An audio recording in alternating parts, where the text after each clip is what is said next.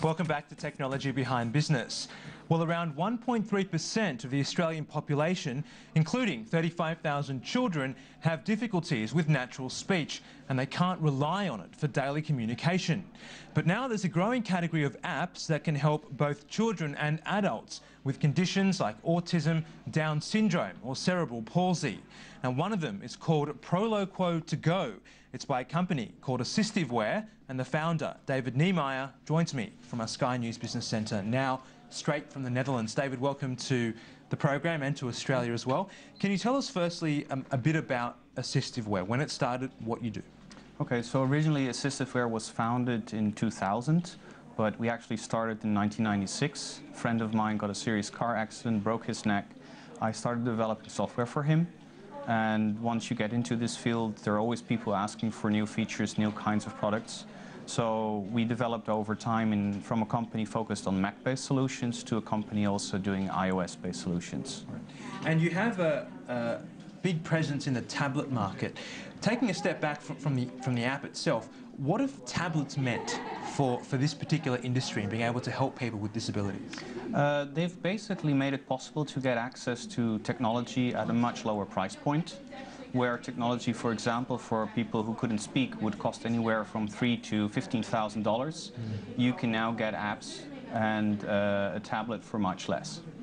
And that has really opened up opportunities in terms of its size and form factor as well, because you're not forced to sit in front of a PC. You can really be anywhere with this device. You can be anywhere. It's a device that's socially appropriate. Kids love to use it because it's just like anyone else who uses these devices. The main difference is they use a different app, but it's the same device, so they feel included. And kids do take to tablets quite quickly, as we've seen. Yeah. Now, this app, this particular one, called Proloquo2Go, what does it do, and who's the market here for it? So Proloquo2Go is an application that was designed for people who cannot speak. We basically serve a wide range of people starting 2 years old up to like in their 90s, all different kinds of diagnoses. Basically anyone who has difficulty speaking can use the app and use it to speak for them. Okay. Now you've got a tablet here with the app on it. Just give us a bit of a demonstration as to the kinds of things someone would do on this. Yeah, so for example, I can construct a sentence. I want more. Then I go into my foods and maybe I want something for lunch. Maybe I want some cheeseburger. Cheeseburger. And then I can say my whole sentence. So you can really construct any kind of sentence with this. There are 14,000 symbols in there. And for those who read and write, you can actually type something and have that be spoken. How are you today? It is so nice to see you. So that's the basic concept.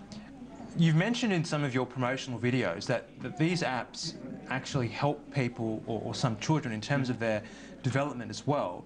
I find that interesting. Wouldn't having a machine talk for you mean that you wouldn't feel the need to talk yourself? It's actually a good question. Many parents fear that if they use a device to help the child communicate, they will actually, delay the speech development. What we're actually seeing is that these devices, and that's not just the iPad with apps, it's also the more traditional devices that help speech development, because they provide a very, very consistent model. Much more consistent than people around the person, because it always says the same thing in exactly the same way. So about 50% of our users actually report that the speech of the person using it is developing.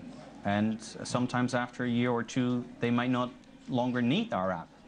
And that's the goal? Yes, if for those people for whom that's possible to achieve that, yes. Right. Others, they may need something like this for their whole life.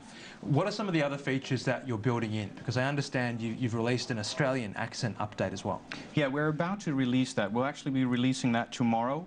So until recently, people that use these kind of apps, they had access to adult voices, female, male. So what we've actually done, we've actually created real children's voices. So you've been hearing Olivia, and this is Liam. Hello, I am Liam, one of the child. And this is Olivia. Hello, I am Olivia, one of the child. So the nice thing is that finally children will be able to speak with the right accent here, but also use a voice that's age appropriate. Okay. Kids that use this kind of technology, they tend to already stand out because if they don't have their own speech. By having a device that everyone uses, by having a voice that matches their age, that matches where they come from, that makes a great difference. What else are you doing in this space, David, apart from this particular app, to help grow that market, if you like, of people with disabilities? There's another app we developed for people who, basically people who have either speech problems or have developmental delays, which is called Pictello, and it's used for visual storytelling. Right. And we have other apps that we're actually working on for the future. And they'll come out on iOS first? Yes, we only do iOS. Okay. All right.